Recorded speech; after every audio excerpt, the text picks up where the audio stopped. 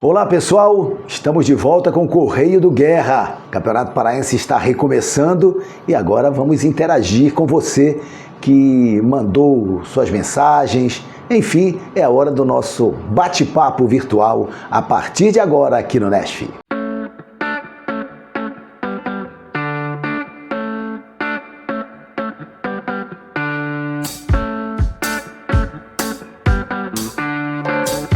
Muito bem, vamos falar aí do campeonato estadual, essa expectativa para a Série B, tem final da Copa Verde, tem Copa do Brasil, tem intertemporada, tem maratona, tem muita coisa para a gente conversar aqui. O Ronaldo Belo diz o seguinte: Guerra, Paysandu precisa de mais alguma coisa para disputar a Série B? Sempre precisa, né, Ronaldo? Não tem como fugir disso.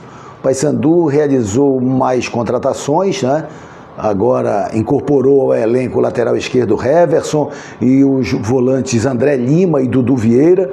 São 3 peças novas do Papão e o mercado segue aberto para o Campeonato Paraense até quinta-feira, véspera do reinício da competição, do começo da segunda fase do Parazão. E para a Série B tem essa janela especial até o dia 11 de abril. Então, obviamente, que o Paysandu segue no mercado, como todos os clubes que vão disputar as competições nacionais. Raimundo Alfredo, Guerreiro, fala pra gente por que não vai ser em Belém a finalíssima da Copa Verde. Porque vale a melhor campanha, Raimundo. Assim, o Goiás fez 11 pontos desde a segunda fase, porque não participou da primeira, como o Paysandu, fez 11 pontos. 3 vitórias e 2 empates. O Paysandu fez 9 pontos, 2 vitórias e 3 empates. É uma decisão de invictos, mas o primeiro jogo em Belém, o segundo em Goiânia, no Serra Dourada é como marca a tabela.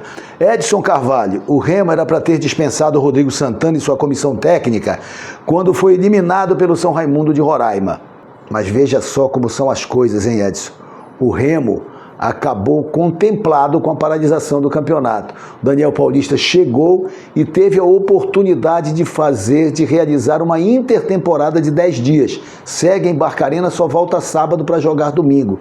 Ou seja, o técnico azulino acabou tendo, o novo técnico, a oportunidade de implementar o seu modelo de jogo sem outras partidas a realizar, sem ter que colocar o time em campo de qualquer maneira. Seguramente no domingo, contra o Santa Rosa, a gente já vai ter condições de ver o DNA do Daniel Paulista no time do Remo, nesse 4-2-3-1 que ele tanto gosta de utilizar. Paulino Pavão, diante de tantos prejuízos à vista, estas punições deveriam ser cumpridas de outra maneira, em participação futura para um outro campeonato paraense e assim amenizar o prejuízo para todos os envolvidos neste campeonato. Foi esse o entendimento do STJD, mais ou menos, né? Similar a esse pensamento teu, Paulino, porque o que fez o STJD ao acolher a avocação pedida pelos clubes e julgar imediatamente o mérito, ele desqualificou a punição. Os clubes erraram, efetivamente, mas ele desqualificou a punição do 214, que era perda de pontos, artigo 214, para o 191, que era o descumprimento de regulamento, e a punição era apenas financeira, pecuniária, e foi isso que aconteceu. Acabou validando a classificação final após aquela última rodada do Domingo Gordo. E aí nós tivemos as punições pecuniárias, né? Remo e Capitão Poço com 30 mil, a Tuna com 10 mil e o Bragantino com 5 mil reais. Apenas a multa pecuniária, repito. O blog do Valentim, o direito não é ciência exata. Exatamente, né? O TJD julgou e decidiu por unanimidade a punição e o enquadramento no artigo 214. O STJD julgou e decidiu em maioria, porque 2 auditores dos 5 abriram divergência e votaram pela manutenção da punição do TJD. Vê como o direito é complexo realmente. E foi o voto do presidente em exercício que definiu. Estava 2-2 e o último voto dele fez o placar de 3-2, então por maioria houve o veredito acompanhando o que foi dito foi relatado, né, foi colocado no voto pela relatora do processo. Então, ficou valendo o que a relatora entendeu ser o melhor tipo de punição. Mas, sem dúvida, o direito é complexo e fascinante por tudo isso. Eric Leal, não tem nem como disputar mais esse campeonato, não tem data.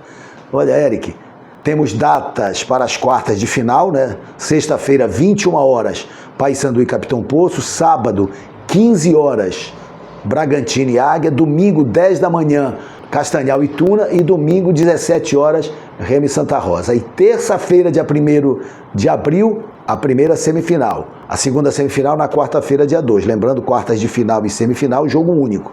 E aí? Quando nós teremos as finais do Campeonato Paraense? Se Paysandu e Remo não chegarem à decisão, não tem muito problema. Se o Remo chegar, tem um problema, porque dia 16 tem rodada da Série B, só que o Remo joga dia 6 pela Série B, pode ter remanejamento, enfim, é possível. Agora, se o Paysandu chegar com o Remo, com qualquer outro na decisão, tem jogos nos finais de semana pela Série B e nos meios de semana, Copa Verde, uma da Série B e no dia 30 de abril o jogo de ida da Copa do Brasil. Mas tudo vai depender de quem chegar à final e da CBF. Porque se Tuna e Águia, por exemplo, chegarem, Tuna ou Águia chegarem à final, não tem muito problema, porque os jogos de Tuna e Águia a partir do dia 12 de abril pela Série D serão sempre nos finais de semana, então dá para encaixar a final em qualquer meio de semana de abril. E os outros 4 clubes também sem maiores problemas, porque não tem mais calendário à frente. O Breno Steppe, Tuna e Águia são a comprovação de que o nível do Campeonato Paraense está muito abaixo.